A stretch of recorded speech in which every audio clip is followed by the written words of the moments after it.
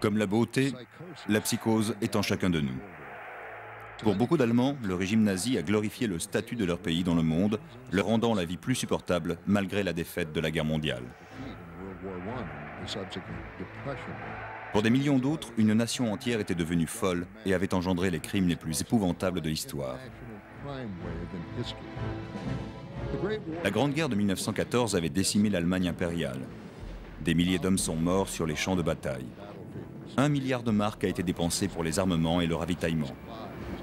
Après la défaite de l'Allemagne en 1918, les nations victorieuses ont ignoré les avertissements du président des États-Unis Woodrow Wilson et ont réclamé de fortes réparations de guerre à l'Allemagne. Le cours monétaire s'est effondré. Partout, pauvreté et privation. Les Allemands étaient à bout. Un parti politique nationaliste est né, mené par un ancien caporal autrichien, Adolf Hitler.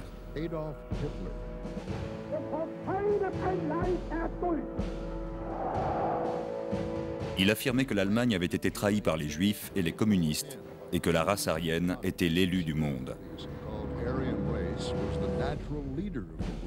Hitler a été brièvement emprisonné pour avoir comploté contre le gouvernement jusqu'à ce qu'un parti minoritaire, le Parti national-socialiste, s'allie en secret avec les puissances industrielles et les banques allemandes.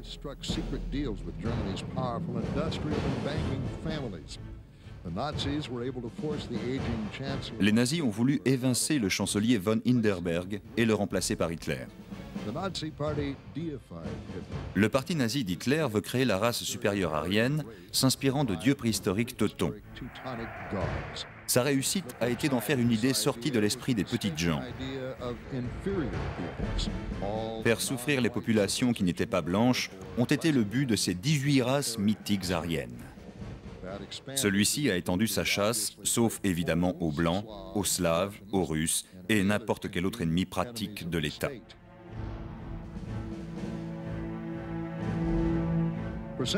Pendant des siècles, les Juifs d'Europe ont été pourchassés. Une société nomade, pour la plupart seulement vêtue de leurs vêtements religieux. Quoi de plus suspect? Des millions de Juifs vivaient sans histoire dans diverses nations, mais avec l'arrivée des nazis, ils étaient devenus les hommes à abattre. La population juive disséminée en Europe n'avait rien en commun, excepté leur héritage et leur religion. Mais les nazis pensaient que tous conspiraient d'une manière ou d'une autre. Accuser cet ennemi fictif de tous les maux de l'Allemagne d'après-guerre était ridicule. Les affaires complexes internationales de l'Europe impériale, le conflit entre l'Allemagne et l'Autriche-Hongrie, le nationalisme montant des deux côtés et l'activisme social des gens malheureux, tout annonce la guerre. Et il était pure folie de faire croire que le juif était responsable de tout.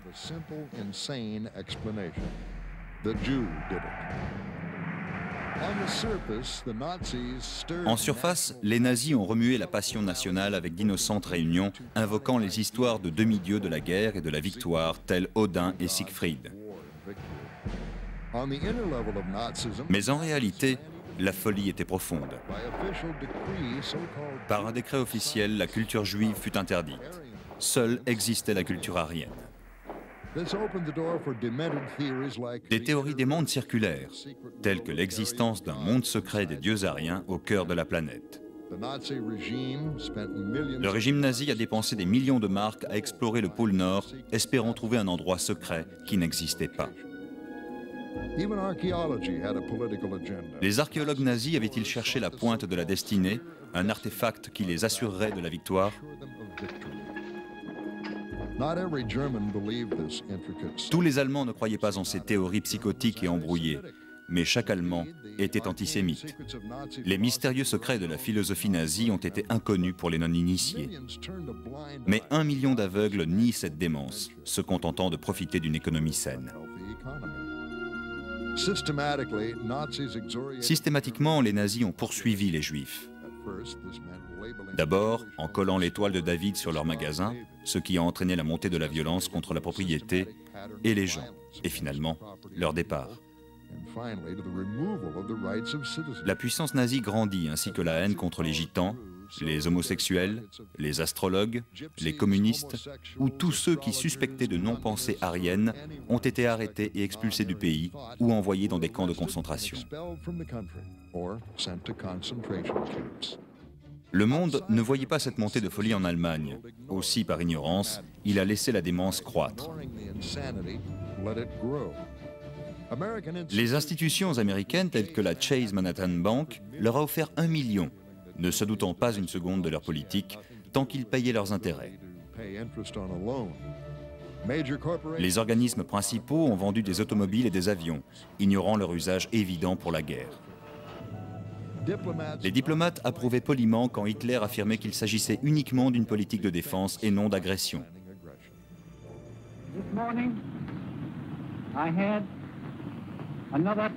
Ce matin, j'ai eu une autre discussion avec le chancelier Hitler. Voici le papier signé de nos deux noms. Nous sommes tombés d'accord sur un pacte. Ce papier est la marque de la volonté de nos deux peuples de ne jamais reprendre les armes.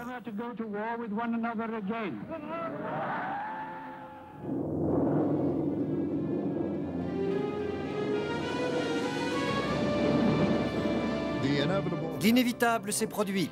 L'Allemagne a déclaré la guerre.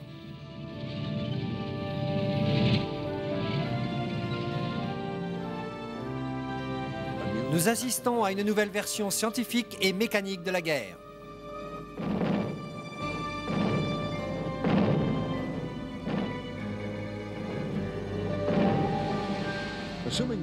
Il existait des maisons d'éducation pour les purs enfants aryens.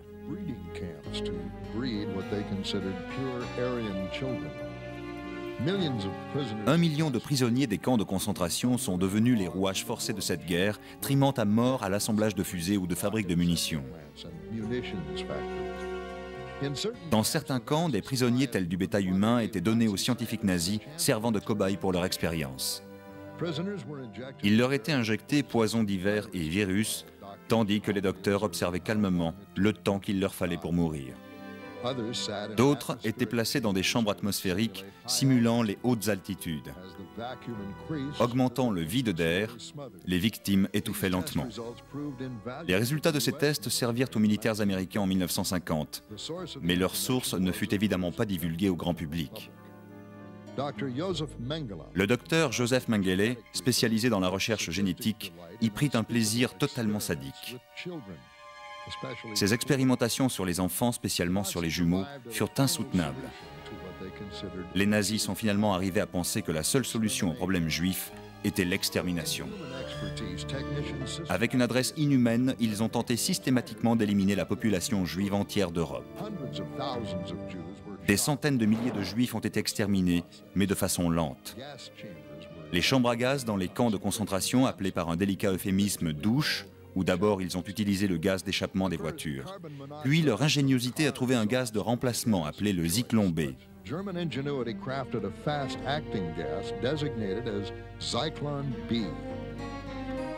Les prisonniers étaient gazés par centaines, puis par milliers. Le système à Auschwitz était devenu si performant que 9000 personnes étaient assassinées chaque jour. Les innombrables morts étaient juste ensevelis par paquets dans des trous ou méthodiquement brûlés dans des fours crématoires. Les dents en or trouvées sur les cadavres finançaient la guerre et les cheveux bourraient les oreillers. Quand les forces alliées ont battu l'armée nazie, l'horrible vérité est apparue. Les généraux, comme George Patton, ont forcé les habitants proches à regarder l'horreur qu'ils avaient ignorée. Certaines réactions de folie étaient même pires que la démence officielle gouvernementale. Le commandant de Buchenwald et sa femme, totalement fous tous les deux, avaient des abat-jours en peau humaine.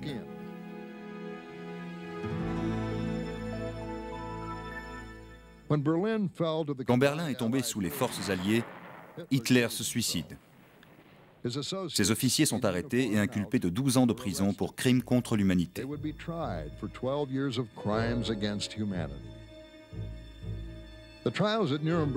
Les procès de Nuremberg ont été les premiers dans l'histoire moderne. Les acteurs principaux du régime nazi ont été inscrits sur une liste accusés de crimes contre l'humanité. Auparavant, les perdants d'une guerre affrontaient une exécution sommaire ou étaient envoyés en exil. Maintenant, les criminels de guerre sont confrontés à leurs crimes et jugés devant le monde entier.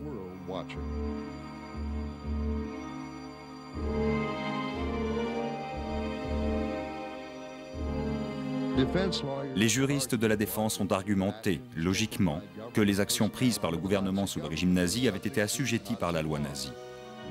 C'était légal. Mais les crimes des nazis ont été si impensables, si monstrueux, qu'aussi loin que l'on doive chercher, ils ne devaient rester impunis.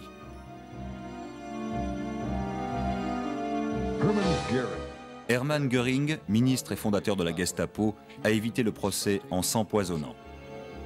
D'autres ont été pendus ou emprisonnés. Attendu de l'énormité de leurs crimes, la peine a semblé bien légère. Les procès contre les crimes de guerre ont continué pendant plusieurs années. Les officiers, du plus petit au plus grand, répondaient invariablement « J'exécutais seulement les ordres ». Beaucoup de nazis évadés ont échappé à la loi, mais pas à la vengeance. Les unités des États-Unis et de l'intelligence service britannique ont chassé les criminels de guerre, effectuant les exécutions d'une balle dans la tête. C'était plus rapide qu'un procès. Une organisation secrète appelée Odessa a aidé à pourchasser les nazis en fuite. Quelques nazis, non seulement ne se sont pas enfuis, mais sont devenus des protégés. Werner von Braun et ses déchets de camarades scientifiques ont conçu les armes V2 qui semèrent la terreur sur Londres.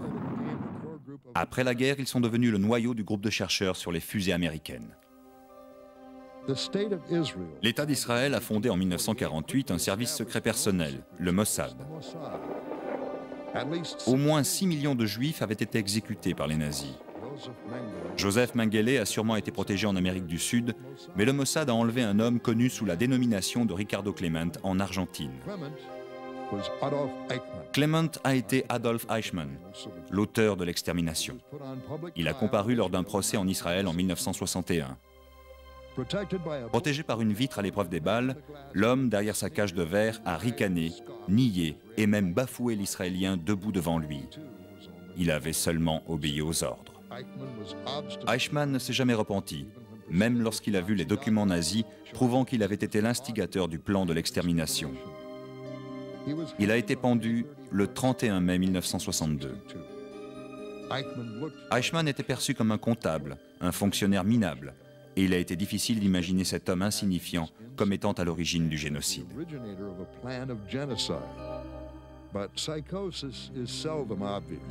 Whether it involves that harmless neighbor down the street, a beloved relative, or an entire nation.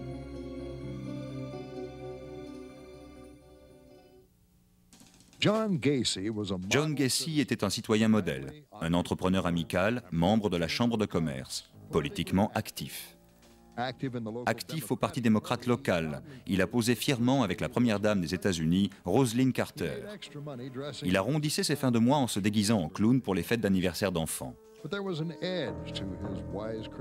Mais il avait un hic à cette belle image. Différent des clowns classiques, les bords de sa bouche et de ses yeux n'étaient pas arrondis, mais discordants, forcés par l'alcool, lui donnant l'air d'une tête de mort. Ce sourire ne réconfortait pas. Et il y avait quelque chose dans les yeux de Gacy d'inhabituel chez un clown ou n'importe qui d'autre. Gacy a été un des plus sadiques et stupéfiants meurtriers en série de cette fin du XXe siècle. Les fondations de son pavillon de banlieue étaient un cimetière puant de corps en putréfaction. Pourtant, aucun de ses amis ou collaborateurs n'avait vu chez lui autre chose qu'un citoyen ordinaire. John Gacy est né à Chicago en 1942. Tout jeune, il a subi les abus émotionnels et physiques d'un père alcoolique et d'une mère abusive. Son père, immigrant frustré polonais, passait sa fureur alcoolique sur son fils, qui est devenu hypocondriaque, se réfugiant toujours dans une maladie imaginaire.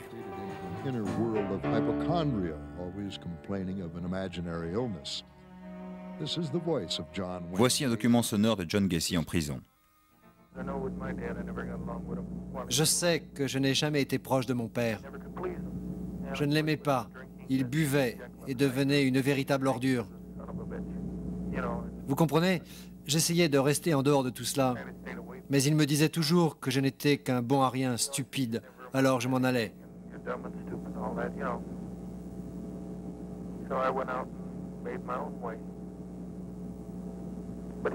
Mais il est mort à 69 ans. C'est vrai, j'avais des parents âgés. Mon père avait 38 ans quand il s'est marié et ma mère 30. Il y avait une grande différence d'âge entre nous. Mon père avait 40 ans quand je suis né. Cela ne facilite pas les rapports, surtout quand vous venez d'un pays comme la Pologne. Je ne pouvais pas parler avec lui.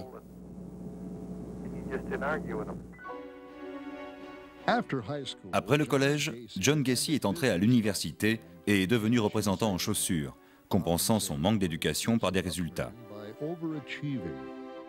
Meilleur vendeur de sa compagnie, il a cependant un besoin maladif d'être reconnu. Il mentait outrageusement et s'inventait une vie heureuse et fantaisiste. Vu de l'extérieur, il semblait tout à fait normal, marié à une collègue de Waterloo, Iowa, avec qui il s'installe au centre-ville. À Waterloo, Gacy a pris en charge l'affaire familiale de sa femme, restauration rapide de poulets frits. Marié, motivé, père d'un fils et d'une fille, Gacy a été le pilier de cette petite communauté. Il contribuait en temps et argent à la chambre de commerce locale. En mai 1968, la vie secrète de John Wayne Gacy est découverte malgré la façade de bonne moralité qu'il s'était forgée. Un de ses jeunes employés avertit la police que Gacy, après lui avoir passé les menottes, l'avait violé.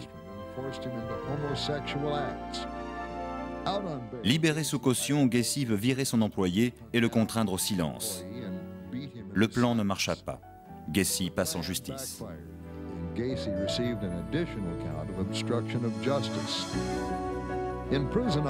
En prison pour 10 ans, il ne fait rien pour préserver son mariage. Mais il intègre les règles de la prison et devient un prisonnier modèle, relâché après seulement 18 mois. Revenu à Chicago afin de mettre de la distance avec son passé de Waterloo, Gacy fait de nombreux travaux avant de se placer dans le bâtiment.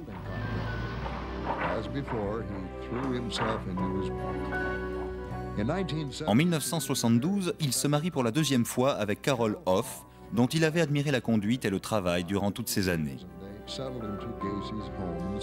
Ils se sont installés dans le pavillon de banlieue de Gacy. Il fut perçu comme un bon voisin, bien que les invités se plaignent souvent de l'horrible odeur. Gacy l'expliquait par les canalisations des égouts. Il se louerait à nouveau pour les anniversaires d'enfants déguisés en Pogo le clown. Comme avant, l'apparence extérieure cachait ses mauvais penchants. Les nuits où sa femme était absente, il se rendait dans les quartiers gays de Chicago, ramenant des prostituées ou des innocents chez lui. Assommant le jeune naïf de bière, il jouait dans la piscine et plaisantait en lui montrant les menottes. Gacy se les passait lui-même au poignet et les retirait d'une chiquenaude. L'invité voulait essayer et se trouvait attrapé. Gacy assaillirait sa victime, abusant d'elle sexuellement parfois pendant des heures pour finir par l'étrangler. Craignant un autre séjour en prison, il transportait le corps de la victime sous sa maison et l'enterrait. Pendant plus de 3 ans, Gacy entasserait ses victimes les unes sur les autres.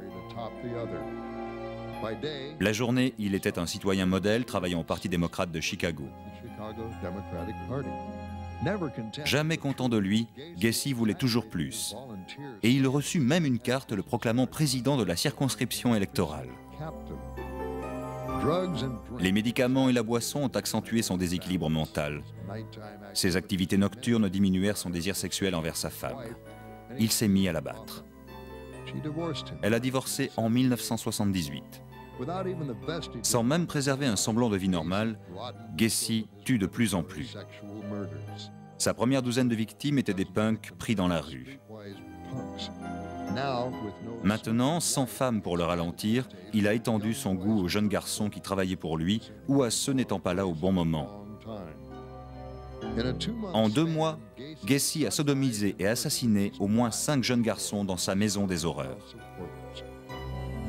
Les visiteurs sentent de plus en plus cette infâme odeur venant du sol. John Gacy hausse les épaules et dit que c'est quelque chose coincé dans la plomberie. 15 ans plus tard, Robert Pist a disparu le 11 décembre 1978, ayant dit à sa mère qu'il avait un entretien pour un travail. La nuit, il n'était toujours pas rentré. Le lendemain, la police a retrouvé l'employeur de Robert, un nommé Gacy. La police a confronté Gacy qui a nié connaître le garçon.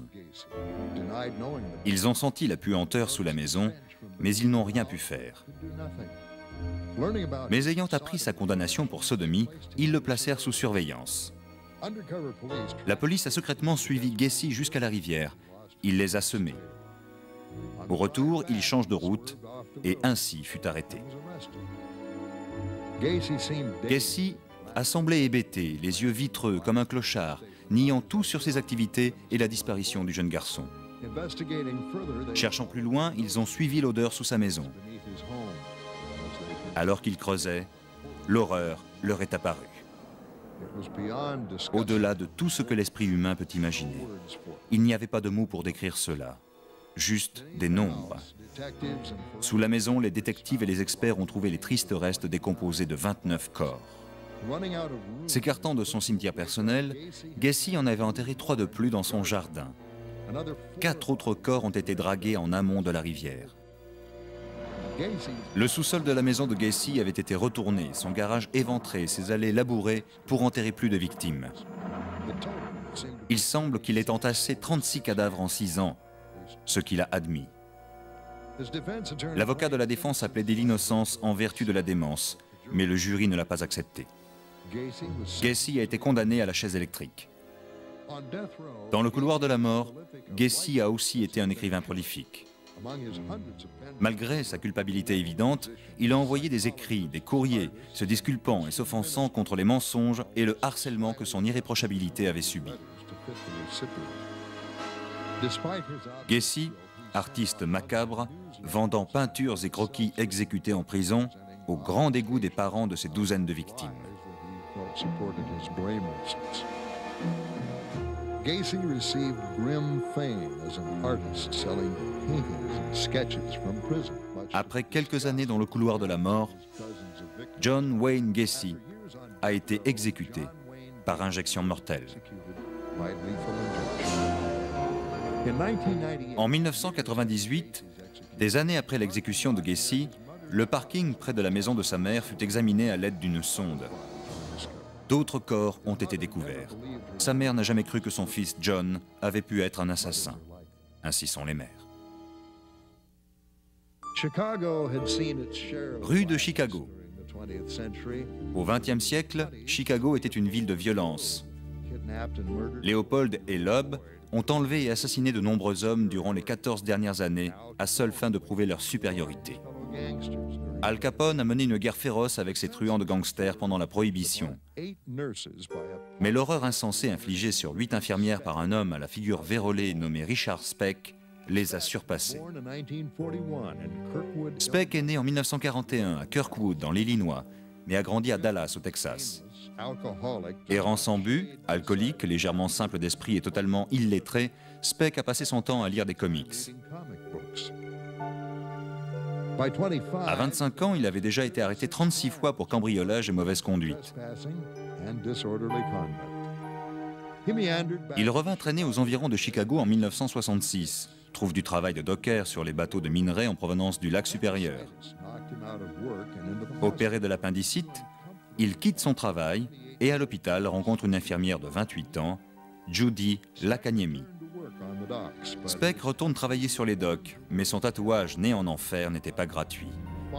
Il s'est battu avec l'officier de son bateau et l'a incendié le 2 juillet 1966. Comme par hasard, le même jour, 3 jeunes femmes ont disparu dans l'Indiana au parc des Dunes.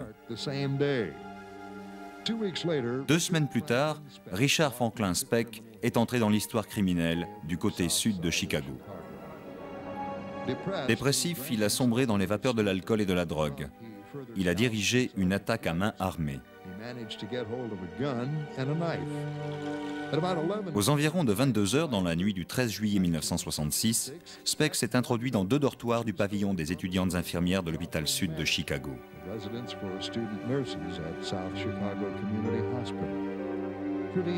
À une jolie fille de 23 ans, lui ayant ouvert sa porte, Corazon Amurao, Speck a juste dit « Je ne veux pas vous faire de mal, je veux juste votre argent pour aller à la Nouvelle-Orléans ». Il est entré armé, il a attaché Amurao et 2 de ses amis, les emmenant dans une autre chambre. 3 autres infirmières ont été liées et bâillonnées. Une demi-heure plus tard, Gloria Davy, une autre infirmière, rentre. Speck l'attendait à la porte avec son arme. Elle a rejoint les autres. À minuit, 2 autres infirmières sont aussi attachées au lit à l'aide des draps. Lentement, patiemment, Speck a accompli son horrible forfait. Tout d'abord, Pamela Wilkeningwas, âgée de 20 ans, emmenée dans une autre chambre. Il l'a poignardée dans le sein, puis étranglée avec un morceau de drap. Mary Ann Jordani a été la suivante, dans une autre pièce. Il lui a poignardé le cou, puis le sein et l'œil. Ensuite, Suzanne Ferris, 21 ans. Elle s'est débattue. Speck l'a lacérée de coups de couteau, le plongeant dans son cou, frappant et frappant 18 fois. Tandis qu'elle luttait pour sa vie, elle est tombée sur le sol. Speck a bondi sur elle et l'a étranglée. Puis, il s'est lavé les mains pour ne pas effrayer celle qui l'attendait. Nina Schmale fut la suivante. 20 minutes plus tard, il a pris Valentine Passion et Marlita Gargulo dans une autre chambre. Elles aussi poignardées et étranglées. Une demi-heure plus tard, Speck a porté le corps ligoté de Patricia Matuzak dans la salle de bain. Il la roue de coups de pied, puis l'étrangle aussi. Speck avait gardé sa préférée pour la fin. Il est retourné déshabiller Gloria Davy, 22 ans, et l'a frappée pendant une demi-heure. Puis il l'a descendue et l'a sodomisée avec un objet, puis étranglée. Il avait oublié Corazon Amurao qu'il avait laissé depuis des heures. Amurao s'est cachée sous son lit, tremblante de peur, a attendu pendant au moins 1 heure et demie.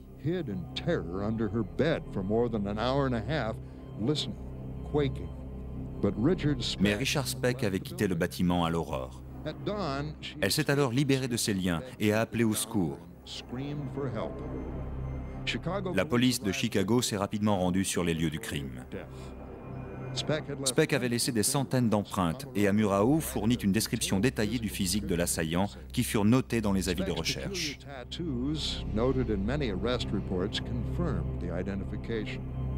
Rapidement, Speck a gaspillé l'argent qu'il avait dérobé à ses victimes en beuveries et coucheries. Ayant lu les avis de recherche et sûr que la police le retrouverait, il s'est ouvert les veines. Il fut conduit aux urgences. Le docteur Lorey Forgeron le reconnut comme le meurtrier recherché. Speck arrêté, la police découvrirait qu'il accomplissait toujours ses meurtres de la même façon. Il utilise les nœuds plats marins pour attacher ses victimes. Ils ont trouvé son t-shirt en sueur enveloppant les culottes blanches de Gloria Davy. Les évaluations psychologiques de Speck l'ont montré comme un être peu développé, d'une maturité de 12 ans, ce qui expliquerait son comportement juvénile brusque et ses violences subites. Sa défense a été le procès du plus célèbre meurtrier en série de Chicago. Malgré le déplacement dans l'Illinois, tous les comités de soutien aux familles sont restés pendant les 4 semaines du procès. Les avocats à la cour ont confisqué les couteaux, les rasoirs et toutes les armes des visiteurs à l'audience. Le procès a eu une retombée nationale du fait de la monstruosité de l'assassin. Les substituts ont jugé Speck avec la conscience habituellement réservée aux assassins présidentiels ou de personnes de haut rang.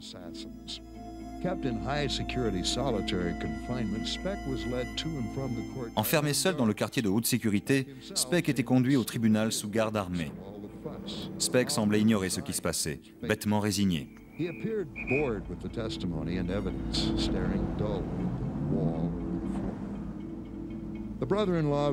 Le beau-frère de la victime, Suzanne Ferris, dit « Je suis venu au procès pensant voir un homme de 3 mètres de haut, et au lieu de cela, je vois un homme banal, transparent, le roi des losers, loser en amour et dans la vie. »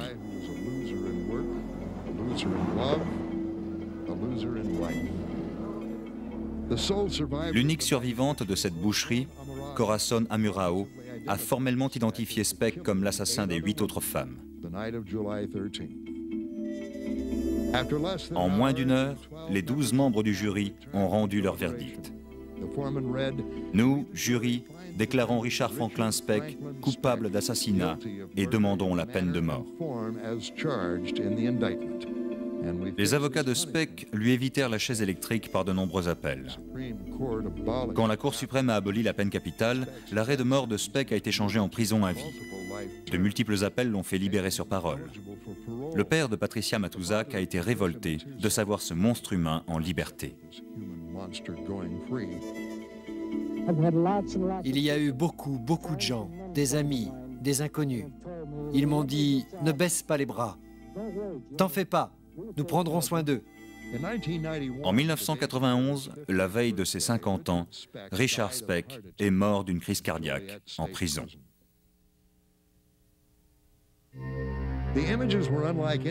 Des images comme il a rarement été vu dans l'histoire. C'était incompréhensible. Une communauté religieuse au fin fond de la jungle en Guyane se transforme en un cimetière sans sépulture. 913 hommes, femmes et enfants empoisonnés par du cyanure.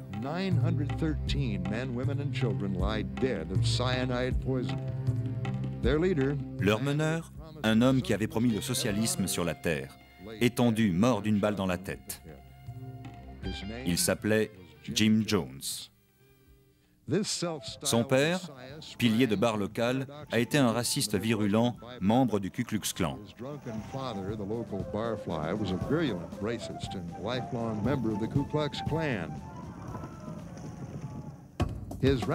Sa mère a élevé Jim dans des récits exotiques d'aventures dans la jungle amazonienne, fantaisie qu'elle tirait de ses lectures du National Geographic.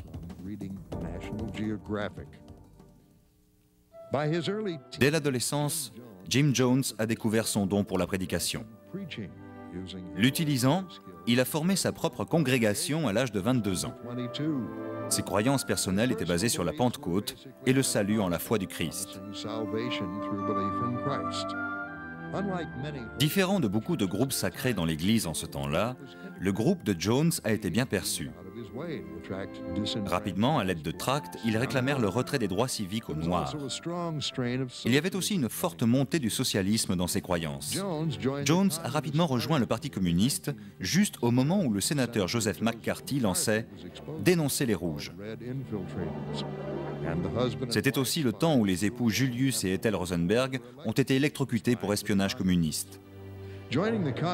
Il ne serait pas éclairci pendant des années si adhérer au Parti communiste au plus fort de la panique rouge était une volonté honnête ou une action avec des vues plus sinistres.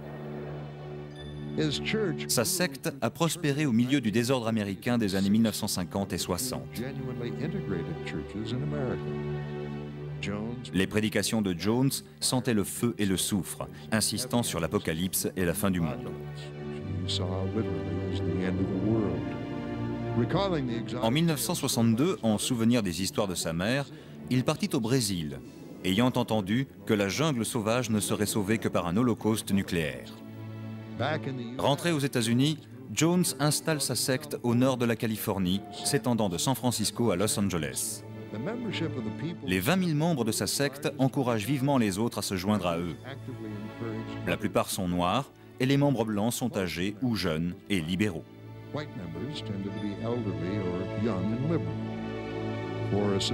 Pour un supposé communiste et socialiste, Jim Jones ne rejette pas l'argent pour autant. Tout comme sa secte, la fortune de Jones croît. Il s'approprie les biens de ses membres.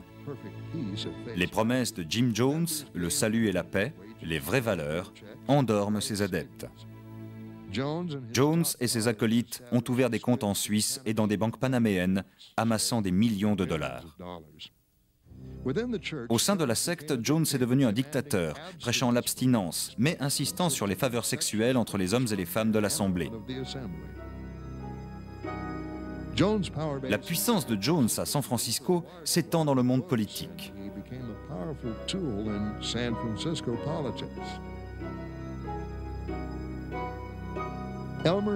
Elmer et Dinah Mertle, les plus anciens membres de la secte, furent accusés par Jones de mauvais traitements sur des enfants, incluant aussi les leurs.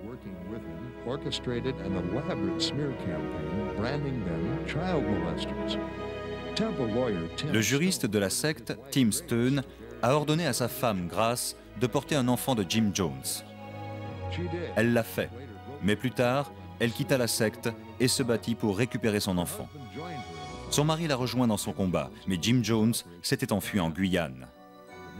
Ils n'ont jamais vu le petit garçon. Dans la jungle guyanaise, Jones et ses 1000 adeptes ont fondé Jonestown, un paradis socialiste où tout le monde a travaillé pour la communauté. Jones a surveillé longtemps les réunions pieuses en vue du réveil à la foi, du salut prometteur, jusqu'à ce que ses fidèles soient totalement endoctrinés. Ensuite, il a organisé ce suicide collectif. La population entière de Jonestown boirait des baquets remplis de poison. Les enfants ont été obligés d'obéir, menacés de torture s'ils refusaient. Les gardes armés ont patrouillé dans ce paradis, forçant les non-croyants qui essayaient de s'échapper. Jones, naturellement, était au-dessus de tout cela. Ses exigences sexuelles de jeunes femmes et occasionnellement de jeunes hommes ont continué. Les aides affluent sur tous ceux qui soutiennent Jones qui se fait appeler Papa. Jonestown reçoit aussi de l'aide du gouvernement des États-Unis sans que l'on connaisse la provenance précise de ces fonds. Écoutant les rumeurs et les réclamations des anciens adeptes révoltés, le congressiste Leon Ryan accepte de se rendre dans ce paradis socialiste. Armé de caméras et de journalistes, Ryan arrive en avion et va à Jonestown où il voit uniquement ce que Jim Jones veut bien lui montrer.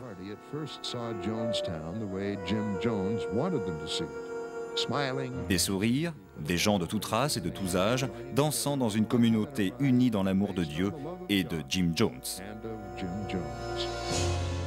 Mais bientôt la façade tombe. Plusieurs membres viennent voir Ryan en secret et lui demandent de l'aide. Ils veulent s'échapper, mais la secte ne les laissera pas partir. Sous les questions des journalistes, Jones devient anxieux et mal à l'aise. Ils mentent, tout ça n'est que mensonge. Laissez-nous en paix, sortez d'ici, s'il vous plaît. Nous ne gênons personne. Nous ne sommes pas contre le fait que certaines personnes sortent, qu'elles partent. Un jour, ces gens veulent sortir, le lendemain, ils veulent rester. Je m'en fous de tout ça. Certains veulent de la publicité, pas moi. Jones accepte le départ des membres qui le veulent.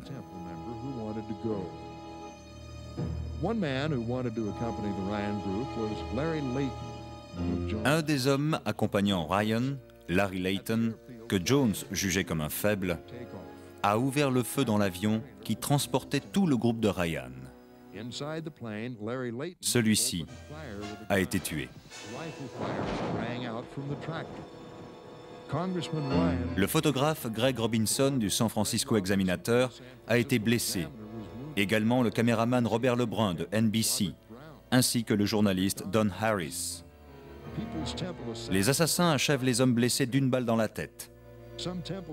Les ex-membres de la secte ont fui dans la jungle. Les meurtriers sont retournés tout raconter à Jonestown. Jones a rassemblé ses fidèles et leur a dit que le temps était venu. 500 litres ont été préparés avec une dose mortelle de Valium et de cyanure. L'heure suivante, les médias commémorent l'événement. Jones a exhorté ses fidèles à croire en lui.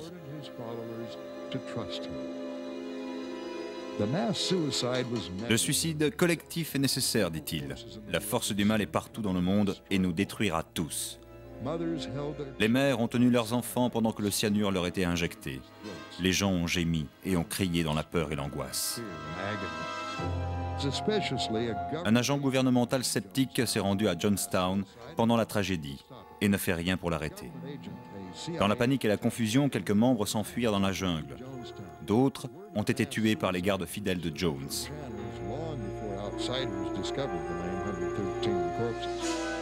L'agent gouvernemental, un homme de la CIA, a été l'un des derniers à quitter Jonestown. Le mot « suicide collectif » n'est devenu officiel qu'à la découverte des 913 cadavres. L'opinion publique choquée par le suicide collectif de Johnstown a demandé que toutes les sectes soient répertoriées, même si aucune secte dans l'histoire récente n'eut autant de morts. Quelle a été la participation de la CIA? Jim Jones en agent secret, cela paraissait invraisemblable, mais avec des appuis de la CIA, davantage. Comme tous les fondements de la secte étaient basés sur les secrets de San Francisco et Los Angeles, Jones a pu avoir des renseignements sur les gens influents travaillant à Washington. Aussi fou que cela puisse être, il est apparu que le FBI et la CIA s'étaient infiltrés dans des groupes civils afin de les contrôler. Ils seraient même souvent à l'origine de certains actes de violence. Les adeptes de la secte et Johnstown auraient-ils pu faire partie d'un plan social qui aurait mal tourné?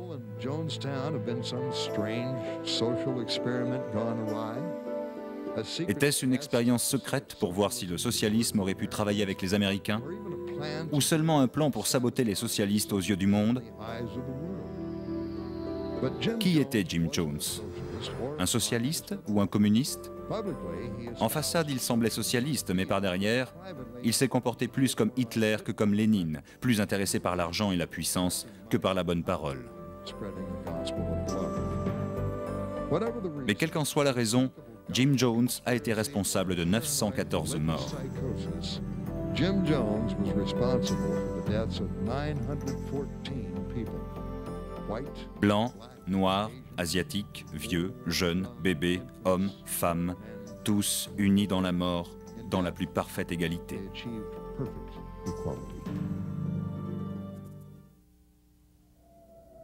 Le nouveau film Psychose est basé sur une histoire vraie.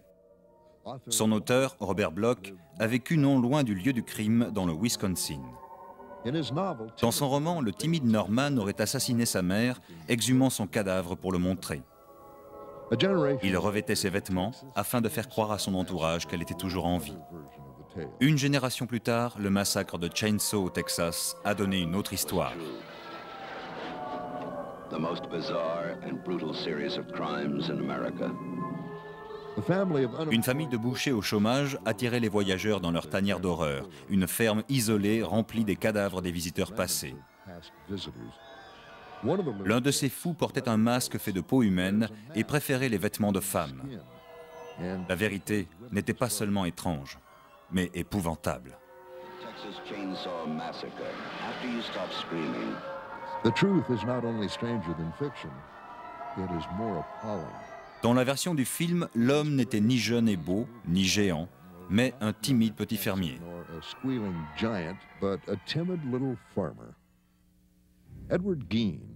Edward Gein avait vécu toute sa vie dans sa ferme avec sa mère et son frère Henry à Plainfield, dans le Wisconsin.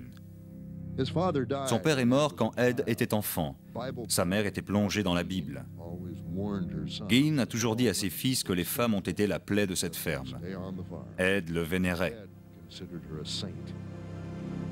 Devenu adulte, Henry, le frère de Ed, ne supportait plus cette vie matriarcale et lui reprochait d'être trop dans les jupons de sa mère. Henry Gein est mort peu de temps après dans un feu de forêt. Ed a été la dernière personne à l'avoir vu vivant. La mère de Gein meurt en 1945.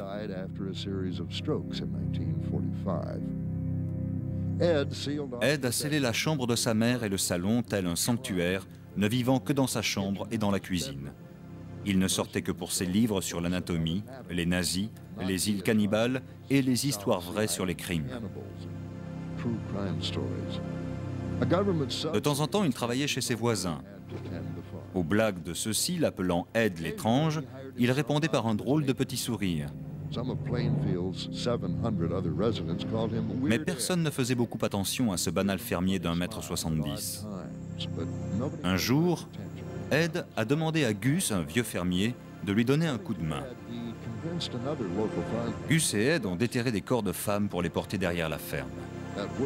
Ed a expliqué à son ami qu'il faisait des expériences. Peu de temps après, Ed a expliqué que le vieux Gus était mort dans une maison de retraite. Quelques personnes sont entrées dans cette ferme, des garçons curieux, car Ed disait qu'il avait des têtes réduites.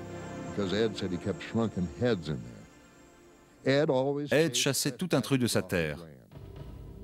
Sa maison est devenue un véritable cloaque, immonde, sale et désolé. Des photographies bon marché de Jésus sur un mur, un masque de peau humaine sur un autre, des comics, des jouets d'enfants et des os humains. Une nuit de 1954, Ed s'est rendu dans un café non loin de Pine Grove, dont la propriétaire de 51 ans, Mary Hogan, ressemblait à sa mère, mais dont l'attitude lui semblait obscène. Ed la tua avec son fusil, puis il l'a transportée sur un chariot et l'a jetée derrière sa maison. Ed a continué sa vie solitaire. Parfois, des voisins lui demandaient de faire du babysitting, ce qu'il acceptait toujours gentiment.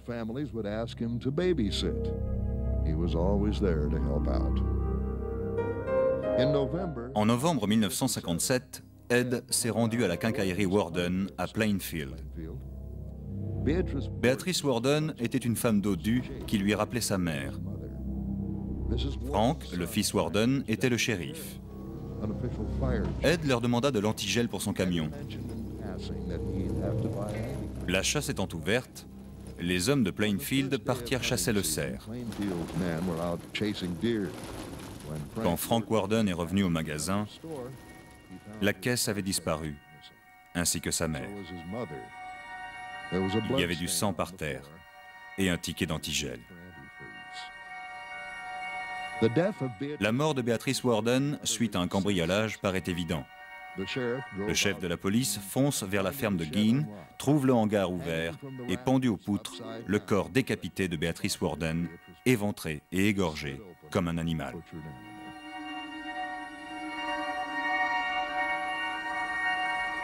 Gein subit calmement son arrestation et toute la lumière faite sur le carnage dans sa ferme.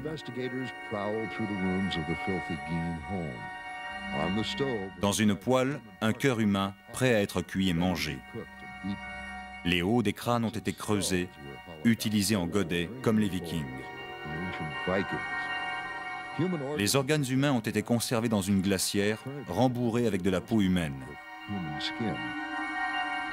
Dans une autre boîte, Ed Gein gardait les organes sexuels féminins. L'un a été peint dans une tentative folle de stopper la décomposition. Il y avait 9 figures écorchées de têtes de mort. L'une a été identifiée comme étant Mary Hogan. Des gilets et des jambières cousues avec la peau des cadavres ont été trouvés. On dénombra 15 corps. En état d'arrestation, Ed Gein, calme, a admis qu'il se souvenait vaguement avoir tué Beatrice Warden et Mary Hogan. Mais il a nié avec indignation avoir volé la caisse des Warden. Plainfield est soudain devenu horrible. Les journalistes, les morbides et les touristes se sont précipités vers cette ville qui pouvait se vanter de posséder son propre vampire. Un homme qui a creusé des cadavres, mangeant leurs organes et s'habillant de gilets en peau humaine écorchés à la pleine lune. Un entrepreneur a acheté le camion de Gein et l'a exhibé partout dans le Midwest pour les amateurs de curiosités malsaines. Un autre homme a pensé transformer la ferme de Gein en un musée des horreurs.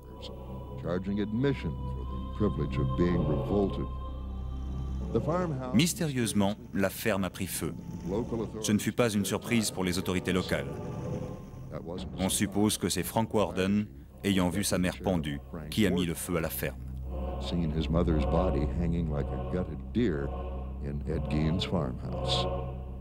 Ed Gein a été mis en observation dans le Wisconsin dans un hôpital psychiatrique. Durant des années, les psychiatres ont questionné Gein. Sur un test sur les proverbes familiers, quand le docteur a dit « un oiseau dans la main en vaut 2 sur la branche », Ed Gein a gloussé et a dit « si vous avez un oiseau dans votre main et que vous le serrez fort, vous le tuez forcément ». Les docteurs ont décidé qu'Ed était inapte à sortir. Il y est mort de vieillesse en 1984. Les infirmières ont toutes déclaré qu'il leur a semblé être un banal petit homme.